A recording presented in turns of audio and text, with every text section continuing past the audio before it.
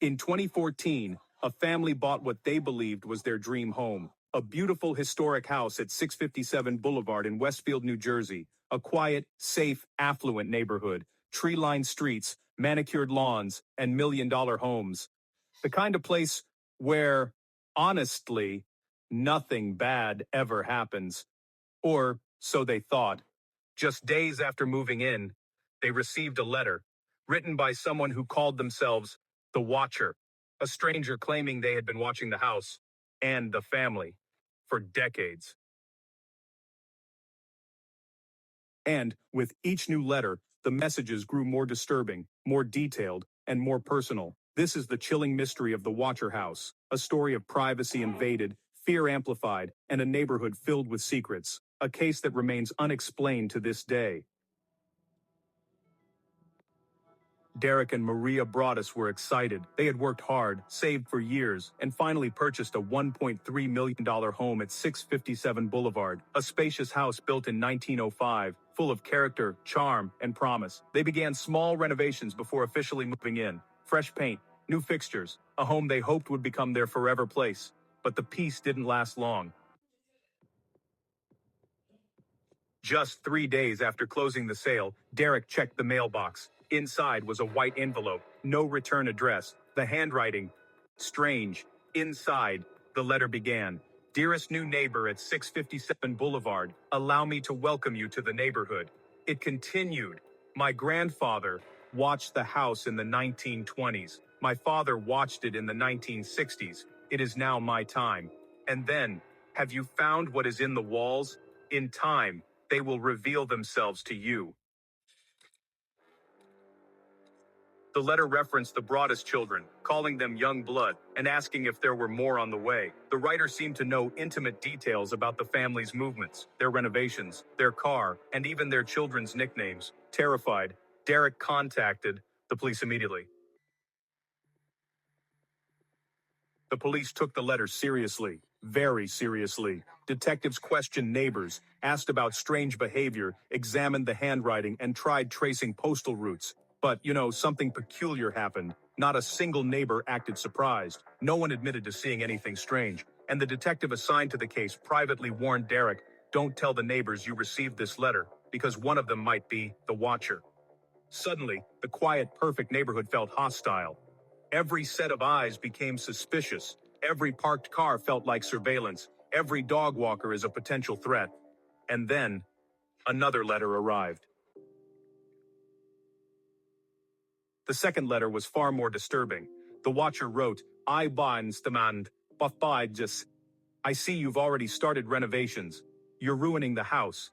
Do you need to fill the house with the young blood I requested?" He referenced the children again, mentioning how he preferred to watch them from the windows, and how he was waiting for them to play.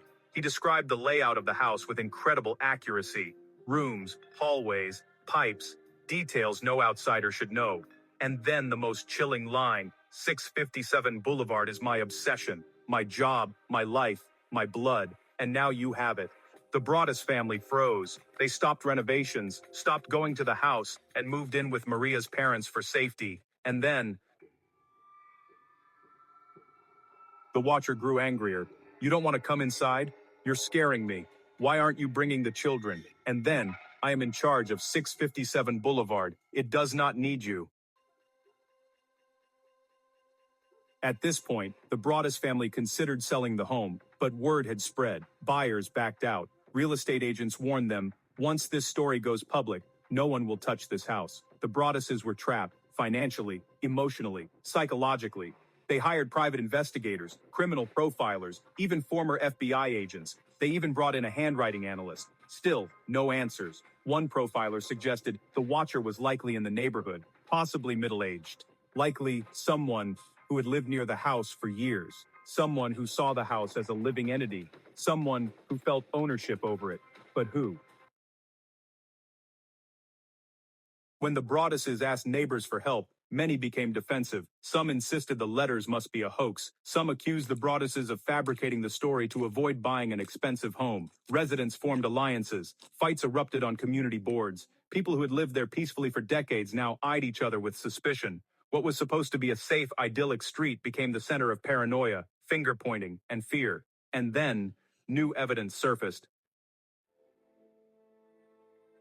So, a female DNA sample was found on one of the envelopes. Detectives, they swabbed neighbors, family members, really anyone who had been near the property, but there was just no match. The police even interviewed a neighbor who was known for, some eccentric behavior, and another person who would sit facing the Broaddus house for hours each day. There was also a family across the street, with a son who actually described himself as a house watcher. But again, nothing. The case just grew colder, scarier, and, honestly, more impossible to solve. The Broaddus family refused to move in. They feared for their children's safety. Their mental health deteriorated.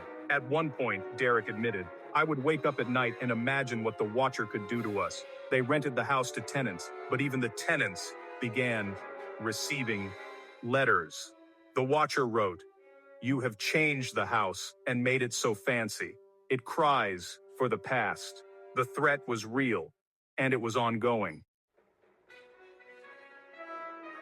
In 2015, the story leaked to the press, and the Watcher House became a viral sensation. News outlets, crime forums, journalists, and filmmakers descended on Westfield. Netflix would later create a fictionalized series, but the real story remains far more chilling. To this day, the identity of the Watcher has never been discovered. No arrests, no suspects, no confessions, just letters filled with obsession, entitlement, and menace. In 2019, the Broaddus family sold the home at a significant loss. They left Westfield. They left the nightmare behind. And the new owners, they have never received a single letter. Which raises one final disturbing question. Was the Watcher targeting the house? Or the Broaddus family? Or worse, is the Watcher still watching?